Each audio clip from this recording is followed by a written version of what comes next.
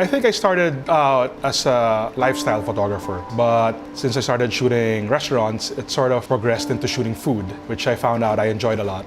I'm Miguel Nacianceno, I'm a photographer, and here are my 3 tips for food photography.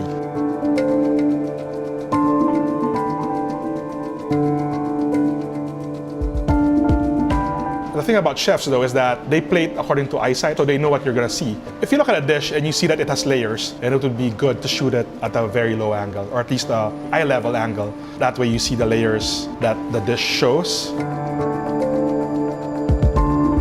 I think a lot of chefs like to plate their dishes with a lot of negative space. So a flat lay or a top shot would be able to give you a bit of space around the dish. Some dishes are in itself already photogenic, so feel free to take a higher angle. Lighting plays a big part in food photography. That's a major part of what I do. For my personal style, I go about it 2 ways. Either I mimic natural or ambient light, and that means I have to be subtle about my lighting. Or I go the other way and use hard flash and make sure people know that I lit this dish.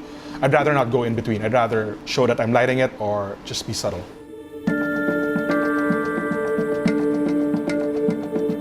Most of the chefs I've shot have been very open. I am interested in their story and their story about their dish, so I like to have that conversation even before we start shooting.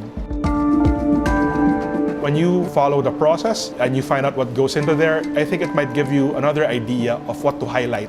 Maybe there's an ingredient there that needs special attention and you want to bring that out also in your photography. I always tell people that being a chef is the closest thing to being a photographer. You have to put something out every day that you love, that you want people to love also.